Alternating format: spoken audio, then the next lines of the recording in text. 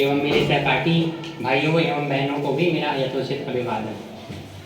आज का वाद विवाद प्रतियोगिता का जो टॉपिक है कि भारत में जो स्वच्छता है, अस्वच्छता है, जो समस्याएं हैं, उसका मूल कारण कौन है, सरकार या हम। तो मैं मूल कारण इसका हम को मानता हूँ, मेरे में मतलब पक्ष है ये। तो मैं ये कहना चाहूँगा, सबसे बड़ा तर्क ये उठता है, सबसे पहले सवाल उठता है कि सरकार क्या है, सरकार बनाता कौन है। एक तरह से देखा जाए, पीछे जाया जाए सवाल में, तो देखेंगे कि सरकार भी हम ही लोग बना रहे हैं। हम अलग अलग नहीं कर सकते सरकार और जनता को।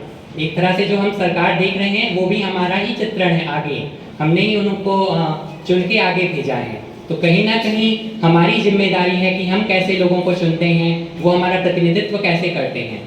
एक तरह से हमने सरकार इसलिए बनाई है ताकि सभी जो लोग हैं वो एक नियमावली में बंधे हुए हों, एक संविधान का पालन करें।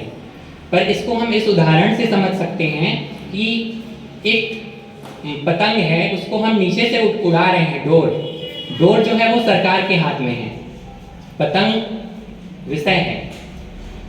वो जो नीचे से उसको कंट्रोल कर रहा है वो अपना सारा सर्वस्व झोंक दे, फिर भी तब तक वो उसमें सफल नहीं हो पाएगा जब तक जो वातावरण की हवा की दिशा है अगर वो फेवर में नहीं है, तो वो जो विषय है वो लटका रहेगा। अगर नीचे से कंट्रोल करने वाला कितना ही अपना सब कुछ सर्वस्व दे दे उसमें, तो ये मायने रखता है कि जो वातावरण बनता है हमारे समाज में वो कैसे बनता है। तो ये जो वातावरण बन रहा है हमारे समाज में, जो इसका पक्ष विपक्ष आ रहे हैं, इसका मूल कारण मैं समझता हूँ कि जो पिछली इतिहास से जो बातें चली आ रही हैं, हमारे लोगों में मानसिकता ही ऐसी बन गई है, जो अशिक्षितता है, और जो बहुत सारी कारण रहे हैं, जिस दौर से हम गुजरे हैं, जिस दौर से हमने विकास किया है, उसके माध्यम से मैं देखूं तो मैं भारत को एक अच्छी स्थिति पे पाता हूं। और इसमें मैं ये कहना चाहूँगा कि सरकार अपने सब जानते हैं कि राजीव गांधी का कथन था कि मैं ऊपर से 100 रुपये बेचता हूँ, आते तक 1 रुपये हो जाते हैं। ये बात हर जगह लागू होती है। सरकार अपना सब कुछ प्रयास करती है, ऐसा नहीं है कि सरकार प्रयास नहीं करती। मैं कहता हूँ कि यस्य नास्तु स्वयं प्रज्ञा शास्त्रम तस्य करोति किम, यस्य नास्ति स्वयं प्रज्ञा शास्त्रम तस्य करोति किम, लोचनाभ्याम विहीनस्य दर्पणः किम करिष्यति। मतलब जिसके पास खुद की प्रज्ञा नहीं है, खुद की बुद्धि नहीं है, वो कितना भी शास्त्र पढ़ ले, कुछ नहीं हो सकता। बिल्कुल उसी तरह जिस तरह से एक अंधा व्यक्ति दर्पण के सामने खड़ा हो जाए तो उसे कुछ नहीं दिखेगा। इसलिए हमको अपनी मन की आंखों को खोलना होगा। हम मात्र नियमों को देखकर उनका पालन नहीं कर सकते जब तक हमें खुद मेंटालिटी नहीं होगी कि हमें क्या करना है। तो सबसे जिम्मेदार मैं हमको मानता हूँ, मतलब जनता को मानता हूँ। इसको एक और उदाहरण से मैं समझाना चाहूँगा। जो बात मैंने कही राजीव गांधी वाली, तो नियमों को कैसे भेजा जाता है, तो रश्मि रति एक रचना है रामधारी सिंह दिनकर जी की। वो लिखते हैं कि यदि विधाता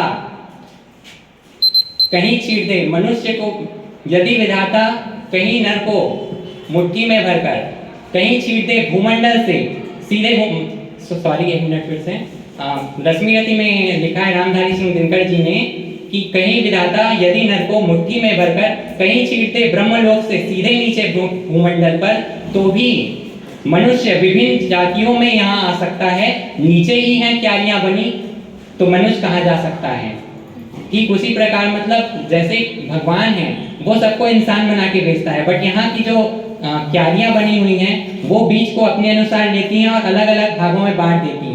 ठीक वैसे ही सरकार भी हमारे पास कोई योजना भेजती है, अपने प्रस्ताव भेजती है, अपनी नियमावली भेजती है, अच्छी अच्छी योजनाएं भेजती है, बट जो प्रोसेस है इसमें, जो नीचे तक आधे तक पूरा टूट जाता है, बिखर जाता है, किसके अनुसार, समाज की मेंटालिटी के अनुसार। तो मैं लास्ट में यही कहना चाहूँगा कि कुछ पक्ष सामने आते हैं, विपक्ष सामने आते हैं, पर सारे मुद्दे केवल चर्चा तक ही आकर रह जाते हैं। कुछ पक्ष सामने आते हैं, विपक्ष सामने आते हैं, पर सारे मुद्दे केवल चर्चा तक ही आकर रह जाते हैं। आज जरूरत है कि हम सकारात्मक शुरुआत करें और सीधे समाज के ही यथार्थ में परिवर्तन की बात करें। आदर्शों की नई शिलाओं से ऐसी बुनियाद रखें कि जुगनों के इस प्रयास को अंधकार भी याद रखे, धन्यवाद।